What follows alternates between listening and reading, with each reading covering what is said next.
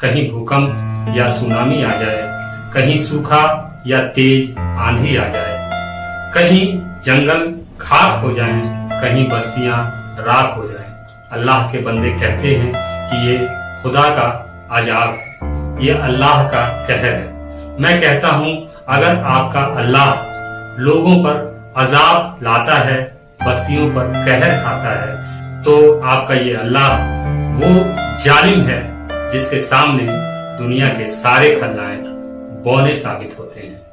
अगर आपका अल्लाह खलनायक नहीं तो वो ऐसी सुनामी लाता ही क्यों है जिसमें तबाह कई शहर हो जाते हैं, लोग दरबदर हो जाते हैं, औरतें विधवा हो जाती हैं, बच्चे अनाथ हो जाते हैं, हालात बिगड़ जाते हैं, परिवार उजड़ जाते हैं। अगर आपका अल्लाह ये सब होते हुए देखता है और कुछ कर नहीं पाता तो बताइए कि वो रब्बुल आलमीन कैसे हुआ। अगर आपका खुदा रहमान है, सर्वशक्तिमान है, वो कण कण में मिलता है, उसके इशारों से पत्ता पत्ता हिलता है, तो वो मासूम बच्चियों से होने वाली हैवानियत के वक्त इतना असहाय और कमजोर क्यों हो जाता है कि कुछ वहशी दरिंदे उससे ज्यादा ताकतवर साबित होते हैं।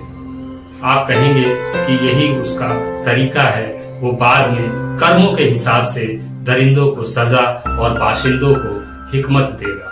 तो मैं कहता हूँ आप भी अपने खुदा जैसे ही हैं, आपके अंदर इंसानियत नहीं है। आप दूसरों की पीड़ा तब तक नहीं समझ सकते जब तक ऐसी कोई तबाही आपके दरवाजे पर दस्तक न दे। इसलिए अगर आप ये मानते हैं कि सब कुछ आपका खुदा करता है, तब आप ये भी मान लीजिए कि धरती पर होने वाली हर बुरी घटना के लिए आपका खुदा ही जिम्मेदार है। इन घटनाओं में बिलखते हुए लोगों का वही गुनहगार है, वो धूर्त है, मक्कार है, गुंडा है, गद्दार है। आप अपने खुदा को बचाने की लाख कोशिशें करें, अगर वो बस्तियों को उजाड़ने की तौफीक रखता है तो मैं कहता हूँ उससे बड़ा जालिम इस कायनात में दूसरा कोई न मिलेगा।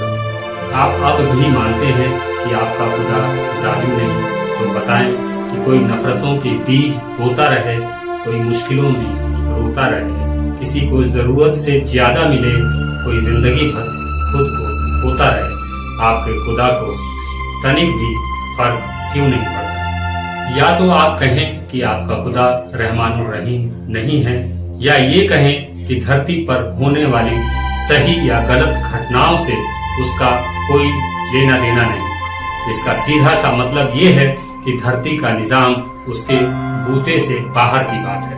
साथ ही ये भी तय हुआ कि आपका ये सनके खुदा रब्बुल आलमीन तो हरगिज नहीं। ये कमजोर, डरपोक और सनके खुदा रहमानुर रहीम भी नहीं हो सकता। तो इसका मतलब वो किसी काम का नहीं, वो पत्ता ही हिला सकता है बस। आप अपने खुदा की हिकमत को बचाने की खातिर लोगों की किस्मत को दोष देते हैं। मुझे बताएं कि कूड़े के ढेर में भूख की तलाश करते बच्चों का मुस्तकबिल किसने तय किया? सूखे में बर्बाद होती फसलों के आगे खुदकुशी करने वाले लोगों के दुर्भाग्य को किसने लिखा? क्या आपके खुदा ने मजहबों की हिकारत में बिलखती अबलाओं का दर्द महसूस किया है? क्या कभी उसने जुल्मतों के साए में जी रहे लोगों के डर को दूर किया है? भूकंप की तबाही में, गम भरी जुदाई में, दुख भरी रातों में, बाढ़ भरी बरसातों में लोगों पर क्या बीतती है वो कभी आकर तो देखे। गुर्बत भरी झुग्गियों में, सड़ांध भरी बस्तियों में, कोयले की खानों में, चिमनियों में, कारखानों में वो कभी जाकर तो देखे। जिनकी पीढ़ियां गुलामी में बीती हों, जिनके बच्चे गुमनामी में जीते हों, जो फुटपाथों पर सोते हों, जो जिंदगी भर रोते हों, क्या आपका खुदा इस दर्द को समझने जितना समझदार है?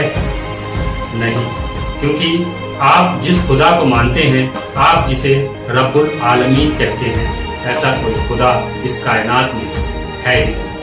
आप मजहबों की युगों पुरानी सड़ान से निकले शहद को पी रहे हैं और आप कई पीढ़ियों से इसी भ्रम में जी रहे हैं। खुदा को मानने से आप मजहबों के धोखे का शिकार हो जाते हैं और दीन की खातिर दुनिया के लिए बेकार हो जाते हैं। मेरी बातों को समझ गए तो आप इंसान बन जाएंगे, वरना दो पैरों पर चलने वाले हैवान ही